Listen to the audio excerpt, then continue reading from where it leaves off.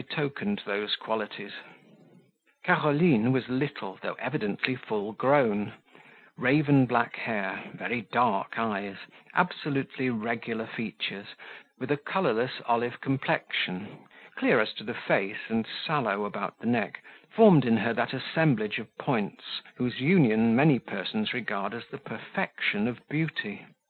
How, with the tintless pallor of her skin and the classic straightness of her lineaments, she managed to look sensual, I don't know. I think her lips and eyes contrived the affair between them, and the result left no uncertainty on the beholder's mind. She was sensual now, and in 10 years' time she would be coarse. Promise plain was written in her face of much future folly. If I looked at these girls with little scruple, they looked at me with still less. Eulalie raised her unmoved eye to mine, and seemed to expect, passively but securely, an impromptu tribute to her majestic charms. Hortense regarded me boldly, and giggled at the same time, while she said, with an air of impudent freedom, "Dictez-nous quelque chose de facile pour commencer, monsieur." Caroline shook her loose ringlets of abundant but somewhat coarse hair over her rolling black eyes. Parting her lips, as full as those of a hot-blooded maroon, she showed her well-set teeth sparkling between them, and treated me at the same time to a smile de sa façon. Beautiful as Pauline Borghese, she looked at the moment scarcely purer than Lucrece de Borgia. Caroline was of noble family. I heard her lady mother's character afterwards, and then I ceased to wonder at the precocious accomplishments of the daughter. These three, I at once saw, deemed themselves the queens of the school, and conceived that by their splendour they threw all the rest into the shade. In less than 5 minutes they had thus revealed to me their characters, and in less than 5 minutes I had buckled on a breastplate of steely indifference, and let down a visor of impassible austerity. "Take your pens and commence writing," said I, in as dry and trite a voice as if I had been addressing only Jules van der Kelkhoff and Co. The dictée now commenced. My 3 belles interrupted me perpetually with little silly questions and uncalled-for remarks, to some of which I made no answer, and to others replied very quietly and briefly. "Comment dit-on point et virgule en anglais, monsieur?" "Semicolon, mademoiselle." "Semicolon. Ah, comme c'est drôle!"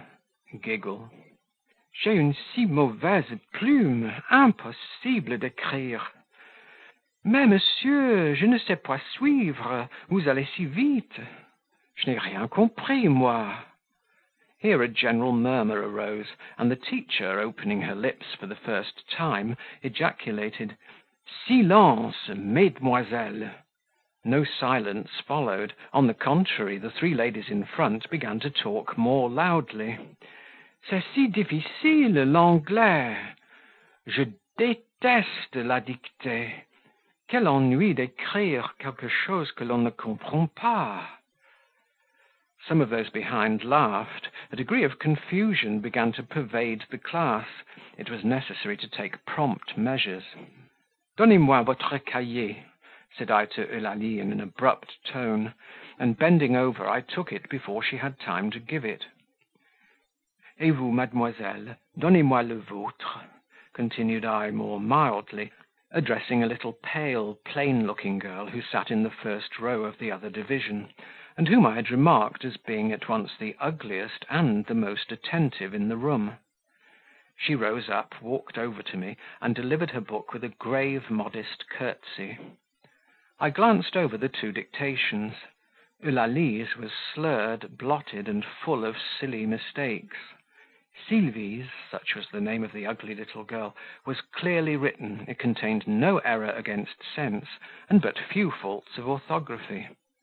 I coolly read aloud both exercises, marking the faults. Then I looked at Eulalie. "C'est honteux," said I, and I deliberately tore her dictation in 4 parts, and presented her with the fragments. I returned Sylvie her book with a smile, saying, "C'est bien, je suis content de vous." Sylvie looked calmly pleased. Eulalie swelled like an incensed turkey. But the mutiny was quelled.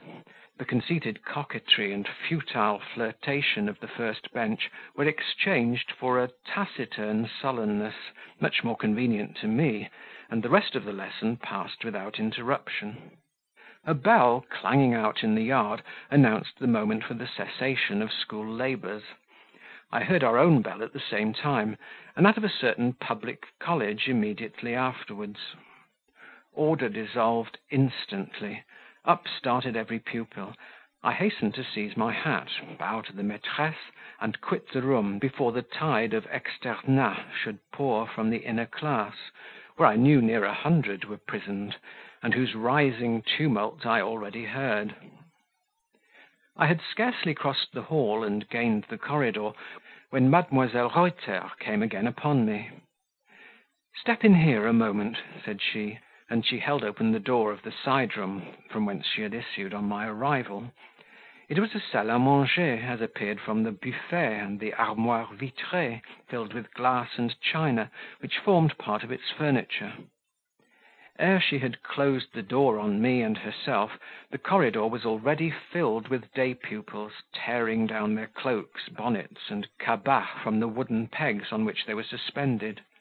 The shrill voice of a maîtresse was heard at intervals, vainly endeavouring to enforce some sort of order. Vainly, I say. Discipline there was none in these rough ranks, and yet this was considered one of the best conducted schools in Brussels. "Well, you have given your first lesson," began Mademoiselle Reuter in the most calm, equable voice, as though quite unconscious of the chaos from which we were separated only by a single wall. "Were you satisfied with your pupils, or did any circumstance in their conduct give you cause for complaint?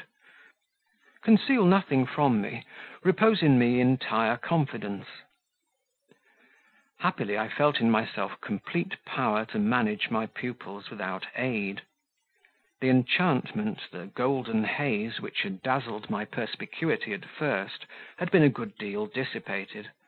I cannot say I was chagrined or downcast by the contrast which the reality of a pensionnat de demoiselles presented to my vague ideal of the same community. I was only enlightened and amused. Consequently, I felt in no disposition to complain to Mademoiselle Reuter, and I received her considerate invitation to confidence with a smile. "A thousand thanks, mademoiselle, all has gone very smoothly." She looked more than doubtful. "Et les trois demoiselles du premier ban?" said she. "Ah, tout va au mieux," was my answer, and Mademoiselle Reuter ceased to question me, but her eye, not large, not brilliant, not melting or kindling, but astute, penetrating, practical, showed she was even with me. It let out a momentary gleam, which said plainly, "Be as close as you like, I am not dependent on your candour; what you would conceal I already know." By a transition so quiet as to be scarcely perceptible, the directress's manner changed, the anxious business air passed from her face, and she began chatting about the weather and the town, and asking in neighbourly wise after Monsieur and Madame Pelet. I answered all her little questions. She prolonged her talk, I went on following its many little windings. She sat so long, said so much, varied so often the topics of discourse, that it was not difficult to perceive she had a particular aim in thus detaining me. Her mere words could have afforded no clue to this aim, but her countenance aided. While her lips uttered only affable commonplaces, her eyes reverted continually to my face. Her glances were not given in full, but out of the corners, so quietly, so stealthily, yet I think I lost not one.